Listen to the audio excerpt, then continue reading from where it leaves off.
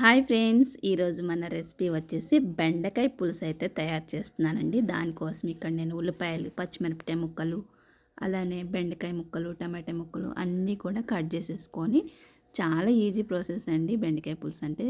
కానీ ఇష్టపడని వాళ్ళు ఉండరు, అంత బాగుంటుంది. నేను చేసే స్టైల్లో చేయండి, చాలా బాగుంటుందన్నమాట.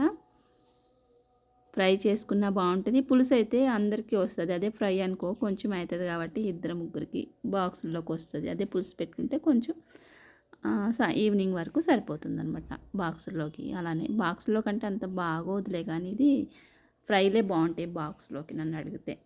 ఇక్కడ అన్నీ కట్ చేసేసుకున్న తర్వాత స్టవ్ వెలిగించుకొని గిన్నె పెట్టుకొని దాంట్లోకి సరిపడగా ఆయిల్ వేసుకొని కొద్దిగా ఆవాలు వేసాను. తర్వాత ఉల్లిపాయ ముక్కలు, పచ్చిమిరపకాయ ముక్కలు కూడా వేసేసుకొని వేయించేసుకోండి. తర్వాత ఇవి కొద్దిగా మగ్గిన తర్వాత ఇప్పుడు పసుపు, ఉప్పు కూడా వేసుకోండి. పసుపు, ఉప్పు వేయడం వల్ల ఏంటంటే ఉల్లిపాయ ముక్క తొందరగా మగ్గుతుందనమాట.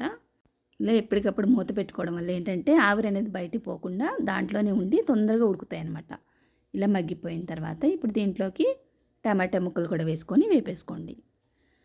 టమాటా ముక్క కూడా మెత్తగా అయిన తర్వాత ఇప్పుడు మనం కట్ చేసి పెట్టుకున్న బెండకాయ ముక్కలు ఉన్నాయి కదా, టమాటా ముక్క మెత్తగా అయిన తర్వాత బెండకాయ ముక్కలు కూడా వేసేసుకుందాం.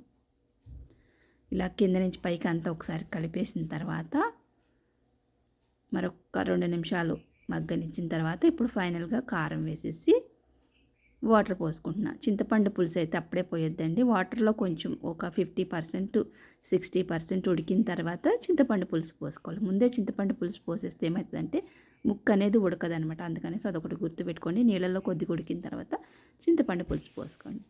ఇంకా చింతపండు పులుసు పోసిన తర్వాత మూత పెట్టి బాగా మీకు ఎంత పులుసు కావాలో అంతవరకు ఉంచుకొని తర్వాత మనం ఫైనల్గా ఆఫ్ చేసేసుకొని కొత్తిమీర వేసుకుంటే చాలా బాగుంటుందండి. ఇంక దీంట్లో ఏ మసాలాలు అక్కర్లేదు, చాలా బాగుంటుంది. Thanks for watching.